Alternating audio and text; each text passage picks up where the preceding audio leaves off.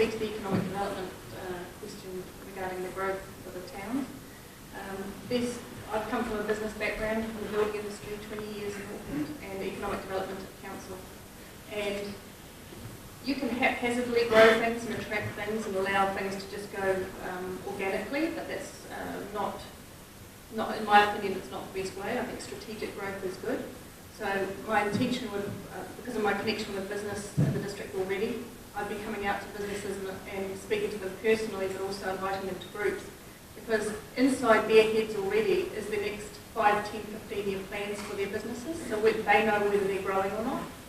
So my first intention is to grow our existing businesses. If they all grew by one person, that's 700 jobs.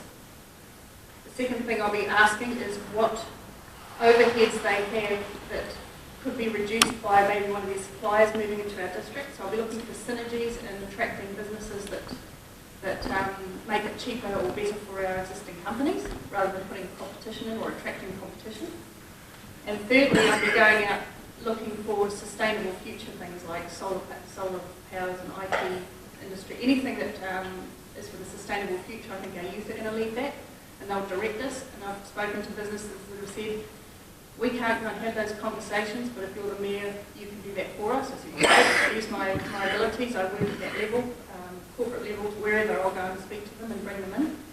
But it's no good me doing that if the 3 towns haven't sat down and said, this is what we're looking at, this is what we'd like to have our town look like. For example, State Highway 1, Tirau doesn't want trucks stopping here, but it probably does want families, tourist salespeople, maybe campaigns. So you've just got to work out which towns want what, and maybe Tirau or Tokoroa will service the trucks. It's just finding out where they're all wanting to go, and we need to have the meetings to get that vision happening. It needs to be a 20, 30-year vision. Then I'll know what you're trying to do. Then you can bring that back down to 10 years and start looking at zoning for residential, whether we've got the infrastructure. We've got a lot of good infrastructure because our towns have shrunk, so it's still there, but we might have to go a bit bigger. And I've spent a lot, as I say, in the building industry in Auckland, so I've been through all of their regeneration. So there were many times where they took a suburb and said, we're going to build a house, we're going to go to medium density housing here. It's right near the CBD. And each one of those sections ended up with 2 houses on it. They made their money by selling the new one, and they did up the old one. They doubled their money. That increased the value of everything around it. Council got its extra rates. So it actually doesn't cost the ratepayer anything to do growth like that, but it has to be, it's best to do it strategically. At the moment we're doing it knee-jerk, attract a big business. Oh, there's 150 people.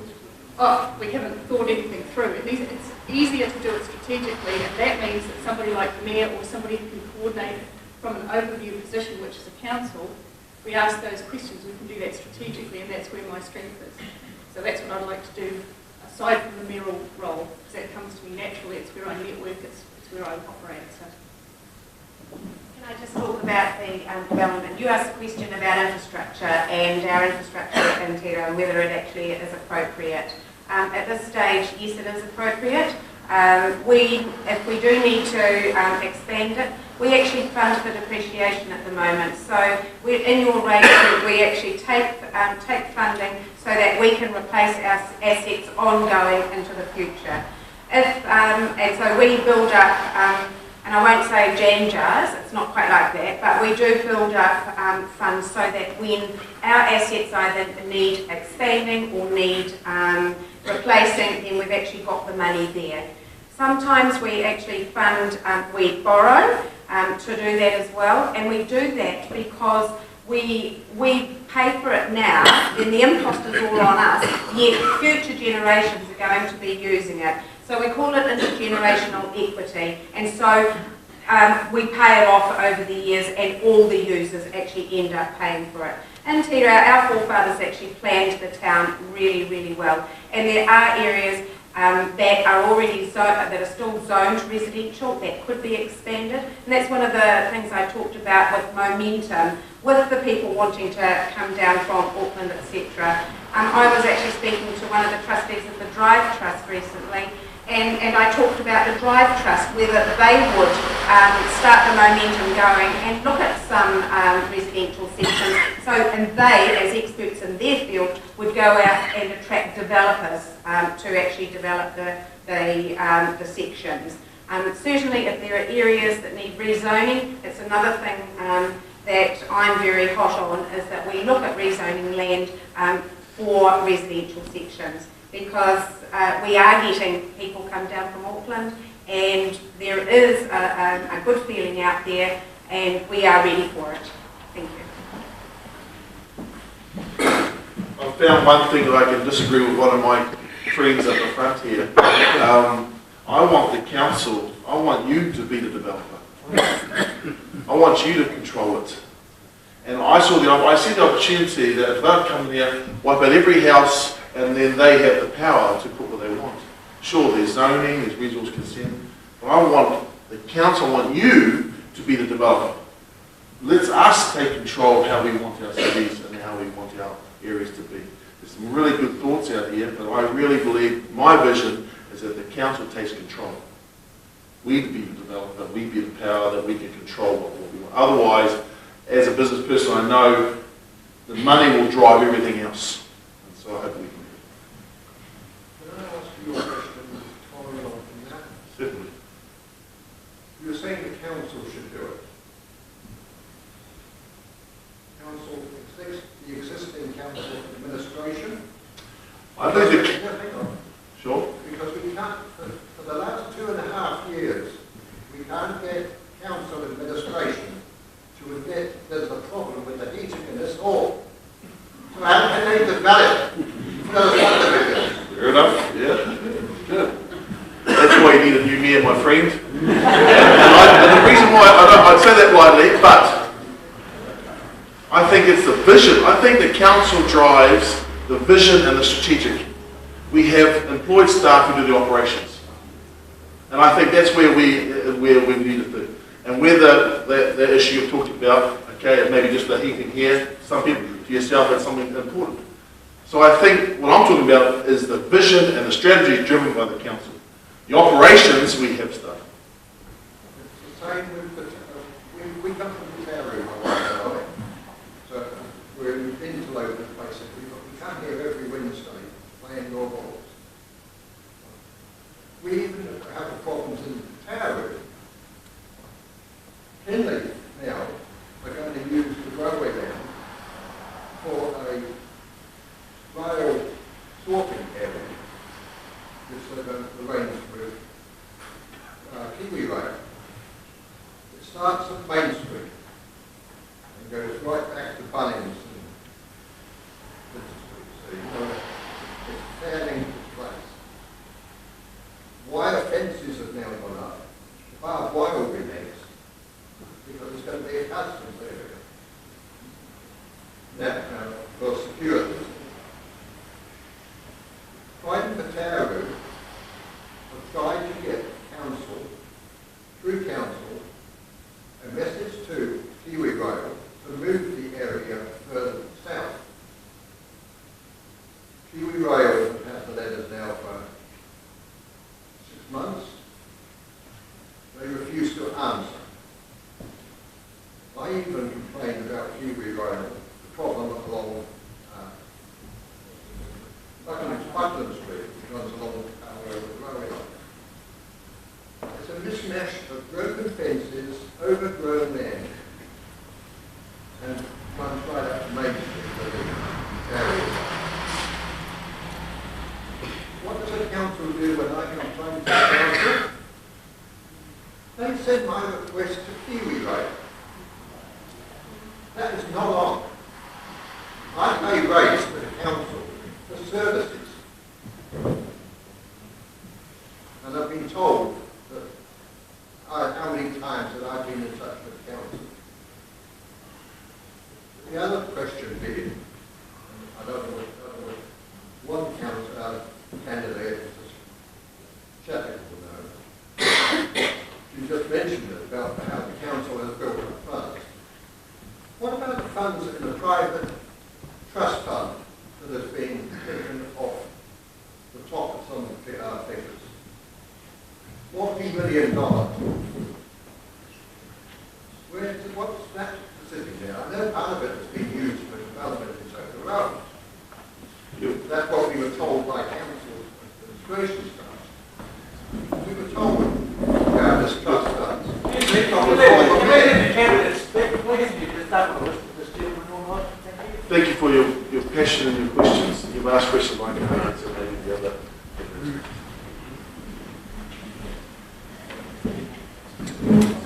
So there's been a number of questions asked. Now, around economic development, there is a strategic document, it's called the District Plan, and there's a whole lot of underlying documents with it. My belief is that the economic development and growth of business happens by osmosis. So if you think of in Tirau, we've got Golf Bay. If you think of over here and where Big Chill is at the far end and businesses developing there, there's a new building being built, the Honda shop is moving into there. I understand there's an exciting business going to move into where the Honda shop is.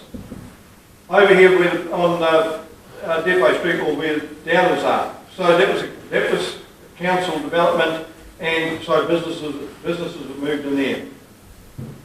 One of the ways I believe to make sure it continues to happen so that we can finance our infrastructure is by making our towns attractive and particularly improving the perception of Tirau and Tokoroa. I think the perception outside the district of Tirau is good, Arapuni is good, but Tirau and particularly Tokoroa, the perception is not good, and I really think that it's really unfortunate because I think it's a wonderful place, and those who move into those towns say they're wonderful places to live in. So the question was asked about infrastructure. Without a doubt, there's many millions of dollars that are going to have to be spent on our wastewater systems. As Jenny mentioned, the debt will be intergenerational, but it's certainly going to cost this generation and future generations. And if we fail to do it, and I support the plan change, if we clean up the Waikato River, if we fail to do it, we're going to get into a terrible situation.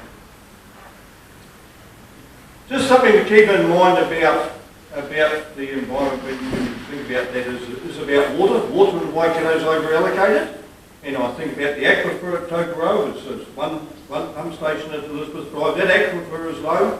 The Kinleith aquifer is low, where they're not drawing off as much water as they permit to from their resource consent. Pokie machines. Pokie machines, and I wish there was no such thing, but they're a legitimate form of entertainment. Now, if you've got any doubts about that, I recall Paul Holmes with Jim Bolger, and Jim Bolger Open Sky City. That's how neat it was. We were going to get a great big pokie machine palace. I pick up on what Mr. Young says about the millions of dollars that go out of this community, the South Waikato community, particularly Tokoroa. Well, it's not Tirau now because there's no machines here, but particularly for Tirau and Tokoroa. What we need to do is ensure that the funding applications are put into those trusts and that people have the ability and knowledge and resources to fill in the funding applications. When it's done well, money does come back. A lot of that money does come back to the communities. I'll respond to the question about the request to tidy up the Kiwi Rail land, or whoever owns the land along Buckland Street. And I know it's untidy. My father used to live at Buckland Street. How much do you want to pay for? Because if council's going to follow up with Kiwi Rail, somebody has to pay for it. And I really think it is fair to say it's a Kiwi Rail issue, but also I think it's fair to say that an assessment be done about some of these things, and that there be advocacy at the governance level to the respective people, and the governance level with Kiwi Rail, and possibly get these people down. Classic cases in Tokoroa, just past the New World supermarket. There's Crown land there, it's under control of the Office of Treaty Settlements. The main street, it doesn't get much untidy. I think there needs to be advocacy to the Office of Treaty Settlements to get that tidied up, because it's awful.